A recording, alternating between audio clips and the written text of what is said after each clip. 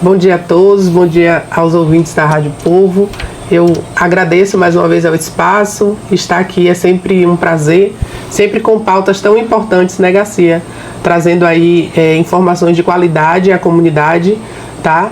E estou aqui mais uma vez para conversarmos um pouco sobre esse assunto tão importante, né, que é a saúde mental, que é a importância de cuidarmos das nossas emoções, de falarmos muitas vezes de um sofrimento que é tão ocultado, tão escondido, que é o sofrimento psíquico. Então, esse assunto aqui nessa manhã é para dizer que você não está sozinho, mesmo em uma situação de dificuldade, de sofrimento emocional. É importante buscar ajuda. Bom, a gente trata sobre essa campanha do Setembro Amarelo. Para começar, Carol, você poderia explicar o que é o Setembro Amarelo e qual a importância dessa campanha para a sociedade? Sim, esse movimento, Garcia, surgiu nos Estados Unidos, tá? Por volta do ano de 1994, através de um jovem chamado Mike M. Ele tinha por volta de 17 anos, quando ele tirou a própria vida, e ele tinha reformado um Mustang. Se eu não me engano, o ano desse Mustang era 68, e ele tinha pintado de amarelo. E no funeral desse jovem, as pessoas levaram fitinhas amarelas, né, para poder lembrar do quão é importante, né, buscar ajuda, falar, e daí surgiu essa campanha lá nos Estados Unidos. E aqui no Brasil, por volta de 2014, 2015, foi quando começou a trabalhar especificamente no mês de setembro essa campanha, juntamente aí com a Associação Brasileira de Psiquiatria, né? Temos também o CVV, que é o Centro de Valorização à Vida. Então essa campanha ela vem ganhando força e trazendo essas informações à sociedade do quanto é importante a gente não se calar diante de um sofrimento emocional. Bom, Carol, mediante essas questões relacionadas à prevenção, quais são os sinais de alerta que a gente pode, inclusive, ou devemos observar em pessoas que estão enfrentando, por exemplo, crises emocionais? Eu tenho uma frase, Garcia, que eu falo que não é minha, não conheço o autor, mas é interessante, que é assim: quem não sabe o que procura, quando encontra não acha. É importante a gente falar sobre isso, por quê? Porque muitas vezes aquela pessoa que está do nosso lado, no nosso convívio, ela acaba dando sinais, né? Sutis, muitas vezes não é uma mudança brusca, são sinais sutis, ali no comportamento, mudanças, e muitas vezes a pessoa que está mais próxima ali não percebe. Então não necessariamente vai ser um psicólogo, um psiquiatra ou um profissional de saúde que vai observar isso. E essas mudanças, elas costumam ser isolamento, tá? A pessoa ela começa a se isolar, começa a não querer mais fazer parte ali do convívio comum, né, de pessoas ali da família ou da sociedade. Mudanças de humor, aquela pessoa que antes era uma pessoa alegre, sorridente, ela passa a não ser mais, começa a ficar uma pessoa mais introvertida, uma pessoa um pouco mais triste.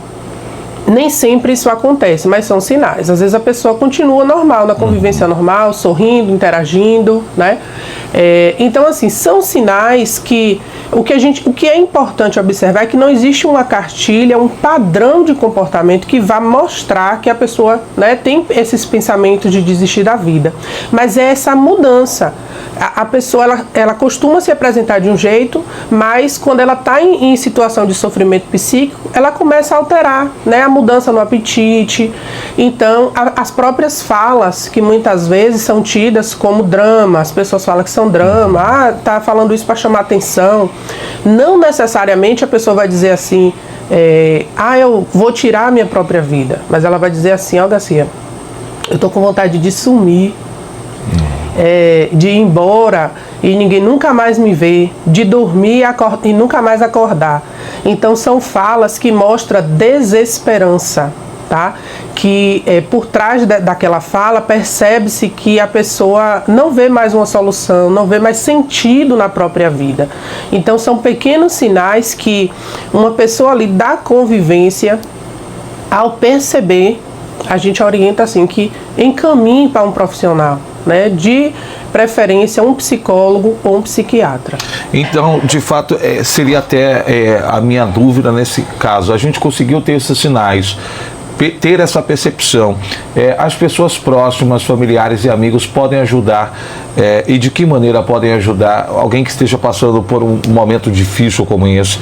De fato encaminhar para um profissional como a sua magnitude, naquele primeiro momento o acolhimento, o que você poderia trazer de informação para quem está no entorno? Sim, são as pessoas mais próximas que primeiro podem ajudar de alguma forma, né? Existem alguns dados que nos mostram que aquelas pessoas que tentaram tirar a própria vida ou que de alguma forma tiraram, existe um número muito grande, eu não me recordo agora, que nem chegaram a passar por esses profissionais que eu citei. Então, Garcia, a primeira postura a ser adotada é do não julgamento, tá? De não evitar falas preconceituosas, como por exemplo, isso é falta de Deus, né? Levanta dessa cama, você tem tudo na vida, não tem motivo para ficar assim. É importante ressaltar isso porque não é porque a pessoa quer. E eu sempre falo isso, que a maioria dos pacientes que chegam até a mim, com pensamentos, né, o que a gente chama de ideações suicidas, com um estágio já de depressão mais grave, eles costumam a falar assim: Carol, se não fosse Deus, eu não teria chegado até aqui. Então a gente percebe assim que não é falta de fé, é realmente uma desestrutura emocional, uma desregulação emocional, né? Não é algo de cunho espiritual. Então assim, a gente precisa estar atento a essas falas que muitas vezes acaba piorando a condição da pessoa. Então acolher, simplesmente estar perto, perguntar à pessoa o que é que eu posso fazer, de que forma eu posso te ajudar. Eu sempre falo também, Garcia, que às vezes a gente está perto da pessoa simplesmente. Né? Chegar, fazer uma companhia para que a pessoa na maioria das vezes se sente muito só. Então ser uma boa companhia, sem julgamento, sem preconceito, e daí sim tentar encaminhar essa pessoa, levar essa pessoa para um atendimento especializado. Olha, nós temos o tratamento psicológico, tem um tratamento, claro, psiquiátrico, mas a gente percebe às vezes que muita gente ainda tem preconceitos. E qual é o papel da psicologia na promoção, eu digo, da saúde mental e também na prevenção de situações extremas, como a gente está abordando aqui? Sim, a psicologia, a gente fala assim, que esse acolhimento, né, de uma forma humanizada que a psicologia traz, acolhendo esse paciente, lógico, uma pessoa que não é psicólogo, um cidadão comum, ele pode fazer esse acolhimento? Pode. Mas a psicologia, ela vai trazer essa abordagem também, porém com as técnicas, né, com toda a teoria, o embasamento, para poder possivelmente fechar um diagnóstico. A gente sabe que, infelizmente, cerca de 90% das pessoas que passam por situações, né, com pensamentos de tirar a própria vida, elas têm ou poderiam ter algum diagnóstico de algum transtorno mental. Então vale até ressaltar aqui, Garcia, que o profissional de psicologia, ele pode sim dar diagnósticos, tá, dentro dos transtornos mentais. A gente tem o DSM, que é o manual, tá, desses transtornos, e desde que o profissional ele seja capacitado e se sinta seguro, ele pode emitir sim esses diagnósticos. Então, a partir daí, toda uma condução é feita, né? A questão dos pensamentos, que normalmente são pensamentos muito negativos, pensamentos catastróficos, aquele pensamento de que tudo vai dar errado. Eu trabalho com a terapia cognitivo-comportamental, que é uma das abordagens hoje que mais tem comprovação, né, científica, que traz resultados. Então a gente vai trabalhar com a reestruturação cognitiva, ou seja, esses pensamentos que estão desordenados, através do manejo das técnicas, esses pensamentos eles vão se reestruturar. E é importante também falar que, na maioria dos casos, é necessário a avaliação de um psiquiatra.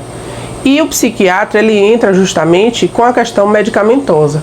Esses transtornos, em sua maioria, eles causam o que a gente chama de uma desregulação também neuroquímica, né, no próprio cérebro.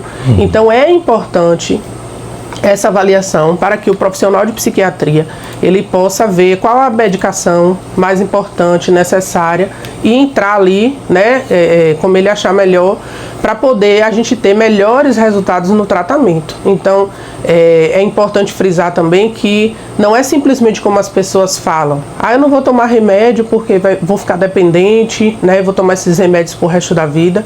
Não é dessa forma, desde que haja um acompanhamento, uma consciência de que é um tratamento, esse mito aí ele cai por terra. Dona Maria, que é dona de casa, mandou uma mensagem de texto pra gente e inclusive ela estava perguntando sobre a rotina do dia a dia, como não se manter estressada, ansiosa. E aí eu até faço essa pergunta para a doutora, transferindo essa pergunta da Dona Maria, se tem um autocuidado em termos de saúde mental e quais são as práticas diárias aqui que possa ajudar a manter esse equilíbrio emocional, doutora.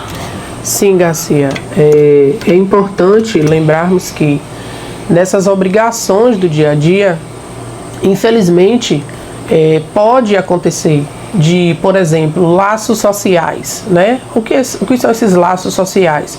As nossas interações com outras pessoas acabam ficando fragilizadas ou muito superficiais. E esses laços, eles são importantes, por quê? Porque funcionam como fatores de proteção, tá? Para o adoecimento mesmo das emoções. Então é importante a gente lembrar disso. Nós não fomos criados, Garcia, para vivermos sozinhos, isolados, né? Isso, infelizmente, foi uma das, eu diria assim, que das marcas ou das sequelas que a pandemia, né, do Covid-19 nos deixou. Então nós precisamos voltar a ressignificar essa convivência aí em sociedade, a interação com outras pessoas. E também nós orientamos uma agenda de atividades prazerosas. O que seria essa agenda diária? Por exemplo, às vezes a pessoa tem alguma coisa simples, uma atividade simples que ela gosta de fazer no dia a dia e que justamente pelas obrigações, pelo dia a dia estressante, ela vai deixando de lado, por mais simples que seja, e aquilo faz uma diferença a longo prazo, tá? Por quê? Porque as obrigações, por exemplo, cumprir uma rotina de trabalho, né? Os afazeres de casa, nem sempre a gente consegue deixar de fazer, a gente realmente precisa cumprir. Mas como é que a gente pode equilibrar junto a isso, né? Algo que a gente gosta de fazer, pode ser uma leitura, né? A questão do autocuidado, eu sempre falo em relação a mulheres, que fazer uma unha, arrumar um cabelo, gente, isso faz toda a diferença, desde que você entenda que isso é uma prioridade. Cuidados com o próprio corpo. Eu dou o meu exemplo, Garcia, que é de um café fresco em qualquer hora do dia. Eu não sou viciada em café, viu, gente? Mas assim, sentar, apreciar um café fresco, tá? É o momento que eu tenho, e eu sempre falo que é um momento que eu não abro mão, sabe? Então, assim, são coisas que são inegociáveis e a gente precisa priorizar, né? Atividades simples como essa, porque acaba dando um equilíbrio nessa rotina pesada que nós acabamos tendo, né? De trabalho, de afazeres do lar, criação de filhos. Atividade física também entra. Olha, manter esse equilíbrio e também aquelas rotinas prazerosas, né? Para que não se torne estressante. Porque parece que passou por um determinado momento que muitas pessoas ainda, eu falei de forma superficial, mas a gente poderia entrar nesse tema porque o preconceito. Muita gente tem preconceito de procurar terapia, muita gente ainda acha, e a sociedade vai fazer aquele julgamento porque eu procurei um terapeuta, um psicólogo, um psiquiatra, por exemplo. O que a senhora diria para essas pessoas que ainda têm essa resistência em buscar um profissional para cuidar da saúde mental? Olha, infelizmente a medicina no nosso país ela é curativa, tá? Então o que é que acontece? Quando eu sempre falo assim, quando o caldo entorna, né? Quando realmente a bomba estoura, é que se procura ajuda. Então, uma hora ou outra a pessoa vai precisar dessa ajuda do psicólogo. E só quando tem acesso ao profissional, normalmente quando tem essa consulta, né, com o psicólogo ou com o psiquiatra, é que essas pessoas vão entender melhor que nós não somos profissionais para os loucos ou somente para eles. Eu sempre falo que bom que os psiquiatras, os psicólogos também atendem a esse público, né, a essas pessoas que também apresentam esse estado psíquico. Mas a prevenção, ela precisa fazer parte do nosso dia a dia. Então, assim, Garcia, lembra que a gente falou lá atrás sobre as mudanças no comportamento? Lembro. Então, às vezes, é a outra pessoa que percebe para poder encaminhar. Mas e a gente mesmo? Será que a gente não percebe que a gente está ficando mais triste, né? Eu sempre falo assim que, será que a gente não percebeu em algum momento que a vida, ela está ficando mais cinza? Ela está perdendo as cores, né? O prazer que antigamente nós tínhamos em algumas atividades, agora já não faz tanto sentido. Muitas vezes o cansaço, a fadiga, o desânimo. Então, assim, são sinais que a gente precisa buscar essa ajuda. Então, o psicólogo, o psiquiatra são profissionais, né, especializados em saúde mental. Então, da mesma forma que alguém que tem problema nos olhos, dificuldade nas vistas, vai procurar um oftalmologista, no coração a mesma coisa. A diferença é essa, é que nós somos profissionais especializados em saúde mental. Bom, então, de fato, pela fala da senhora, também pode quebrar algum tabu de que a busca pelo profissional é só para quem está com problemas sérios, mas é para todos. Sim. A prevenção é para todos. A maioria, né, como eu falei, só busca quando realmente já se agravou, quando teve alguma crise. Hoje eu recebo uma demanda muito grande de pessoas que tiveram que é o ataque do pânico, que é a popular crise de ansiedade. Uhum. E então a gente percebe assim que já se instalou um quadro ali que poderia ser evitado, poderia sim, Garcia, né, com esses cuidados que a gente citou alguns aqui e muitos outros que pode ser com esse acompanhamento. Agora vale ressaltar que um acompanhamento psicológico ele não se dá em apenas uma consulta, né, uma vez por mês. Então a gente deve ter essa consciência aberta que muitas vezes assim, já tem 3 meses, 6 meses que está indo no psicólogo. Isso vai variar de cada pessoa, de casa para casa, né? O profissional ele vai avaliar direitinho. O quadro clínico ali, né? O quadro clínico. E quando chegar o momento certo de dar a alta, porque existe essa alta psicológica, nós vamos fazer isso. Então eu sempre falo, quanto mais cedo esse paciente for liberado, significa que eu estou trabalhando bem e significa que o paciente também está evoluindo.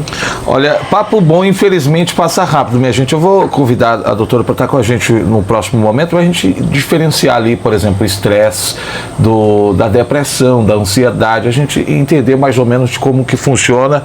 Para encerrar, eu gostaria de deixar aberto o espaço nesses próximos minutos da sua mensagem para os nossos ouvintes sobre a importância, primeiro, de falar de saúde mental, que eu acho que existe um tabu, as pessoas às vezes não querem falar e, pelo contrário, a gente precisa saber falar sobre esse tema e sobre o Setembro Amarelo. Claro, algo que a senhora queira acrescentar ou até mesmo pontuar, como que as pessoas podem agora, saindo da Rádio Povo, te achar nas redes sociais, ou qual o local que a senhora atende, enfim, fica à vontade, doutora. Tá. Eu queria finalizar, Garcia, dizendo que simplesmente sem saúde mental não existe saúde, né? Então, assim, a pessoa que ela não está com as emoções reguladas, não está se sentindo bem, ela não vai conseguir fazer nada, praticamente nada. Então é importante buscar essa ajuda, buscar o apoio, né, com os profissionais especializados, no lugar certo. Então fica esse alerta aí, nada é de repente, nada é por acaso, ninguém chega a uma depressão ou a pensar em tirar a própria vida de uma hora para outra. Normalmente são os acúmulos, né, que acabam fazendo isso. Então busque ajuda, você não está sozinho. E, como Garcia falou no início, atualmente eu atendo aqui em Ubatã, na Clínica Mais Saúde, né, que fica localizada ali na Rui Barbosa, é a clínica de Dr. Arthur Teles, que vem fazendo um excelente trabalho aqui na comunidade. É uma clínica, um espaço novo, mas é um espaço humanizado, com diversos profissionais, Garcia, que atendem ali. Nós também temos psiquiatra, temos outros colegas ali, psicólogos, nutricionistas, são várias especialidades. Então fica aí, né, mais uma vez alerta à população que não é desculpa para não buscar ajuda, porque temos opção e temos essa disponibilidade. Então é só entrar em contato com a clínica e fazer esse agendamento quem tiver interesse de buscar ajuda. O pessoal também fala muito sobre Instagram, nessas plataformas digitais, como é que eu posso te encontrar também? Pronto, eu tô lá no @CarolM de Menezes, tá? Sempre tô lá participando, sempre que possível, abrindo caixinhas de perguntas, postando algo interessante lá, justamente sobre essas dúvidas, Garcia, esses pontos que são importantes a gente falar sobre saúde mental.